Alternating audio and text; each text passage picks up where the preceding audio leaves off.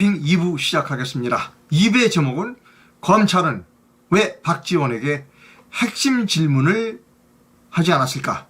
이것이 제목입니다. 지금 시각은 2022년 12월 16일 금요일 8시 8분을 지나고 있습니다. 자, 이상해요. 뭔가 이상합니다. 우리가 박지원 전 국정원장이 검찰에 소환됐어요. 그러면 전 박지원에게 검찰이 자세하게 모든 걸 다 물어봤을 줄 아는데 안 물어봤다는 게 있다는 겁니다. 당신이 국정원장이 문재인 대통령에게 무엇을 보고했느냐 안 했느냐를 물어보지 않았다는 겁니다. 여러분, 국정원장은 우리나라의 국내외 정보의 모든 것을 총괄하는 부서의 기관의 장입니다. 그 사람이 대통령에게 어떤 거를 보고했느냐 보고하지 않았느냐를 왜 물어보지 않았죠? 검찰은? 자, 일단 오늘 신문 기사부터 여러분께 읽어드립니다.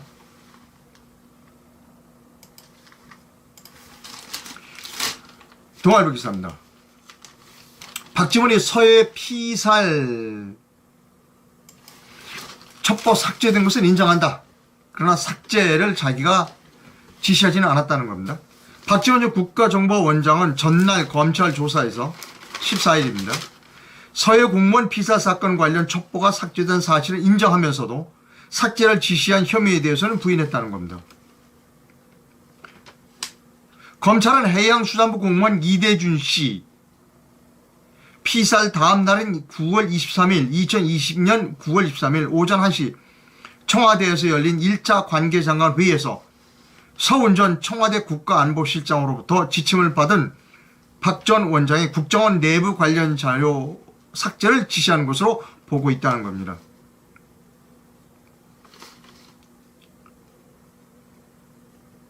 검찰은 박 전 원장이 이날 오전 3시경 노은채 전 국정원 비서실장을 통해 철저하게 보안을 유지하되 국정원 내 통신 첩보 관련 자료 일체를 삭제하라는 지시를 내린 정황을 파악했다는 겁니다.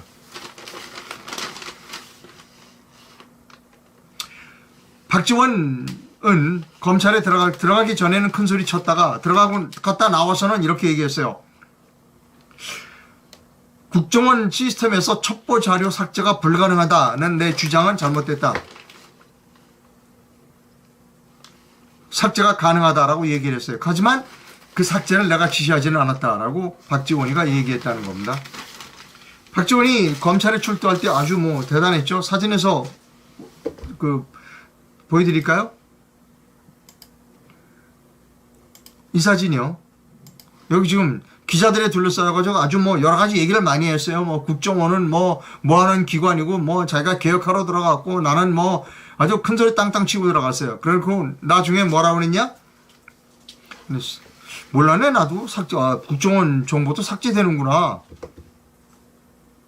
엄한 소리하고 앉아 있습니다. 나 몰랐어 삭제되는지도. 내가 지시한 일 없어. 왜? 몰랐으니까 삭제되는지 안 되는지도 몰라 나는. 그 지시 내가 한 거 아니야. 이렇게 되는 겁니다. 여러분 이게 박지원입니다. 얼마나 교활한 사람인지를 일부러 그런 겁니다. 일부러 들어가기 전에 검찰에 들어가기 전에 일부러 딱 페인트 모션을 취하고 그랬어? 들어가서 보니까 나도 몰랐네. 삭제가 되는구나. 이렇게 하는 겁니다. 이 술수 노회한 이 사악한 술수에 모두가 지금 말려 들어가고 있습니다. 자, 또 다른 기사를 하나 여러분께 보여드립니다.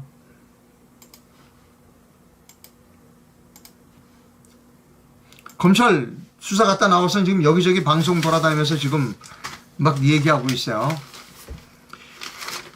매일경제신문입니다. 서해 공무원 피격 사건으로 검찰 조사를 받은 박지원 전 국가정보원장이 수사가 문재인 전 대통령으로 확대되지 않을 것이다 라고 예견까지 했어요.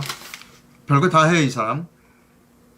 검찰 수뇌부 역시 전직 대통령 수사 가능성에 대해 신중한 태도를 보이고 있어 이번 사건 최종 책임자는 서훈 전 국가안보실장으로 마무리될 가능성이 높게 전망된다. 누가 전망하고 있다고? 매일경제신문이 전망하는 겁니다. 이런 전망을 하는 신문은 누군데요? 가장 세게 전망하는, 문재인까지 수사는 이루어지지 않는다라고 전망하는 신문이 중앙일보 첫째, 두 번째가 매일경제입니다. 계속 읽어 들어갑니다. 기사는. 검찰은 전직 대통령 수사 가능성에 대해 신중을 거듭하고 있다는 입장을 유지하고 있다. 자, 어제 14일날 검찰에 들어갔다 와가지고 어제 15일날 박지원 원장은 CBS 라디오에 출연했습니다. 좀 부지런해요. 자, 질문했어요. 앵커가. 문 전 대통령까지 검찰 조사가 이루어질 거냐? 라는 앵커의 질문에 박지원이가 이렇게 말했습니다. 이루어지지 않는다 라고 본다. 14일 검찰 소환 조사를 받은 박 전 원장은 이렇게 얘기했습니다. 검찰에서 문 전 대통령이 서해 사건 책임을, 혐의를 조금이라도 가지고 있다고 하면 그때 어제 내가 검찰에서 조사받을 때 나한테 물어봤었어야 된다. 어떻게 물어봤어? 이걸 무엇을 물어봤어야 되느냐 하면 문 전 대통령에게 보고했느냐, 보고하지 않았느냐, 이걸 물어봤었어야 되는데 검찰이 물어보지 않았다는 겁니다. 다시요. 14일날 검찰에 들어갔어요. 박지원이 14일날 검찰에 들어가가지고 수사를 받았어요. 조사를 받았어요. 아주 호기롭게 들어갔습니다. 큰 소리 땅땅 치고 들어갔어요. 갔다 나와서 큰 소리를 쳐요. 몰랐네 난. 국정원 자리도 삭제되는구나. 그 다음에 문재인이는 아무 문제 없어. 문재인은 수사 안 할 거. 왜? 검찰이 나한테 물어보질 않았어. 국정원장이 대통령에게 보고했느냐 안 했느냐를 물어보지 않았다는 거예요. 검찰이. 그러니까 문재인은 혐의가 없다고 검찰이 생각하는 것 같아. 그러니까 문재인은 구속되지 않을 거야. 라는 게 박지원의 그 예언입니다. 제가 여기서 의문을 갖는 점은 그겁니다. 왜 검찰이 박지원에게 물어보지 않았을까? 박지원은 국가정보원장입니다. 국가정보원장이 그렇게 중요한 여러 가지 정보들을 대통령에 보고했느냐 안 했느냐를 왜 물어보지 않았을까? 저는 그 이해가 되지 않습니다. 첫째는 박지원이 거짓말할 가능성이 큽니다. 검찰에 들어가서 검찰에 물어봤을 가능성이 커요. 그때 국가정보원장이 문재인에게 어떤 걸 보고했느냐, 어떤 걸 보고하고 어떤 걸 보고하지 않았느냐 라고 물어봤을 가능성이 큰데 지금 시스템이 뚝 따고 아니 나한테 물어보지 않았어. 검찰에서 나한테 그런 거 안 물어봤거든 라고 거짓말을 할 가능성이 크다. 첫 번째로. 두 번째로 박지원이 거짓말을 하고 있지 않다면 이건 문제는 심각하다. 처음부터 검찰은 문재인을 봐주기 위해서 수사하고 있는 거다는 겁니다. 여기서 문제의 핵심은 무엇인가 하면 대통령 스스로가 모든 걸 자기가 판단해서 했다고 그랬어요. 문재인이 여러 기관들에서 들어온 정보를 자기가 취합해서 결정했다고 그랬어요. 문재인이 분명히 얘기했어요. 그러면서 선을 넘지 마라 이렇게 협박까지 했습니다.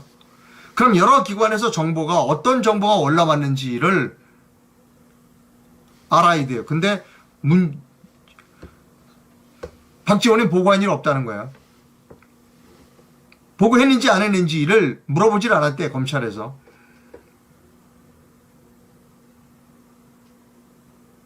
보고했을 수도 있고 안 했을 수도 있어요. 박지원이가. 또 정보를 100개를 갖고 있는데 90개만 보고하고 나머지 10개는 뺐을 수도 있어.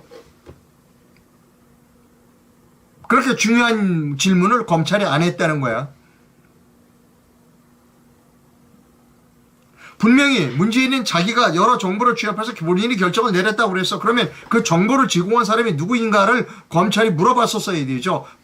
박지원이한테 어떤 정보를 문재인에게 보고하고 어떤 정보를 보고하지 않았는가를 물어봤었어야 되는데 물어보지 않았다는 거예요. 윤석열 휘하의 검사들이. 저는 거짓말의 가능성이 크다. 박지원의. 두 번째, 정말로 그러한 중요한 것을 물어보지 않았다면 검찰의 수사는 다시 해야 된다. 그 검찰의 수사는 문재인 봐주기 수사다. 처음부터 라고 생각한다는 겁니다. 문제 심각합니다. 다음.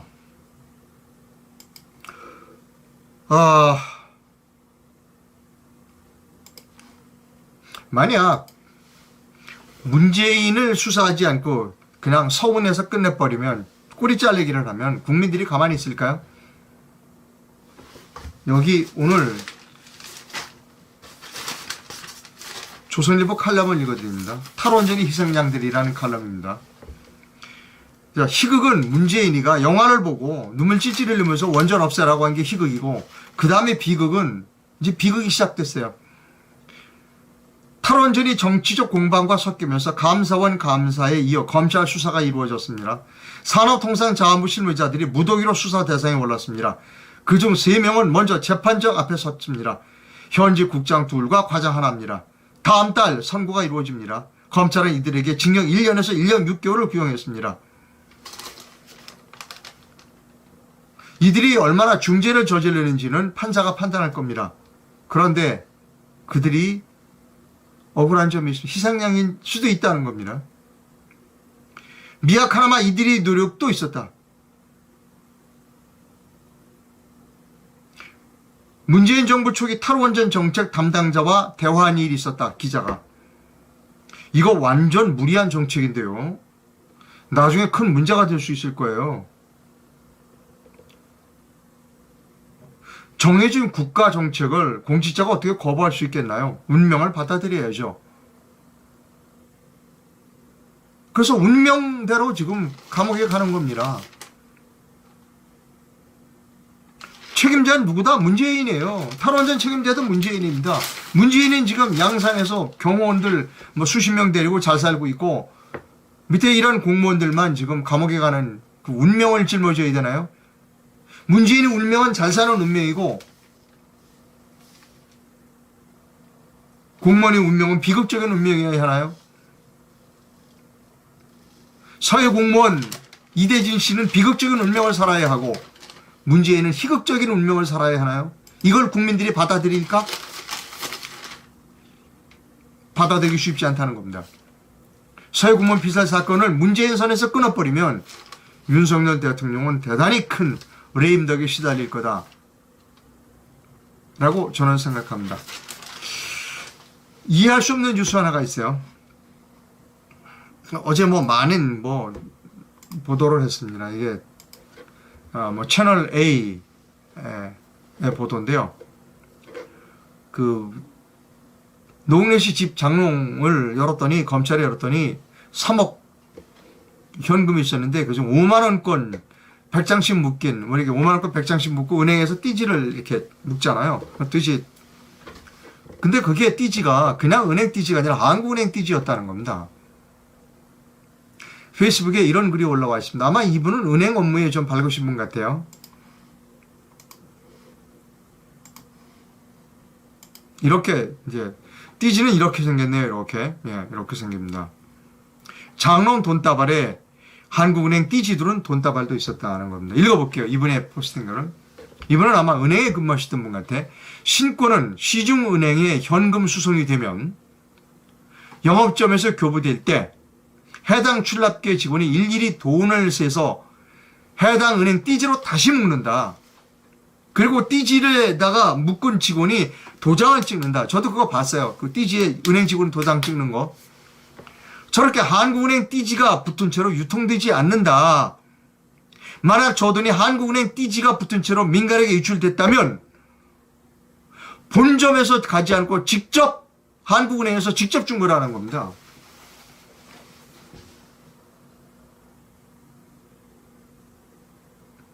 한국은행에서 직접 줬거나 본점에서 지점으로 내려보지 않고 본점에서 직접 노웅래에게 줬다는 겁니다. 노웅래는 어떻게 저 돈을 입수할 수 있었을까 하는 겁니다. 한국은행이 직접 줬거나 아니면 은행 본점에서 직접 노웅래에게 줬을 가능성이 크다. 아니 두 가지 케이스 중에 하나다는 겁니다. 근데 한국은행에서 직접 주지는 않았을 거고, 아무리 생각해봐도 은행 본점에서 직접 갔을 가능성이 크다. 은행 본점에서 직접 갔다? 지점을 거치지 않고? 야, 흥미가 진진합니다. 근데 이건 또 혹시 검찰에서 물어보지 않는 거 아니야? 박지원이 것도 아까 안 물어봤다면서. 왜 이거 한국은행 띠지가 붙어있나? 이거 물어보지 않은 거 아니야? 또 노웅래한테? 믿을 수 있지, 이놈의 검찰은. 여러분, 국민들이 눈을 시퍼렇게 뜨고 있어요. 검찰은 수사 잘해야 돼요. 자, 저는 독립언론인입니다. 독립언론인으로서의 길을 가겠습니다. 후원이 필요함을 말씀드립니다. 해외에서 후원해 주실 분은 PayPal 계좌를, 국내에서 후원해 주실 분은 기업은행 계좌를 이용해 주실 수 있습니다. 상업 광고하겠습니다. 네.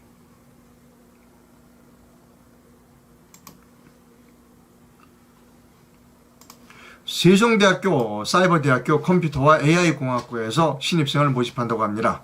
4차 산업혁명 시대의 핵심 기술을 리드하는 글로벌 융합형 컴퓨터 AI 전문가로 만들어드린다고 합니다.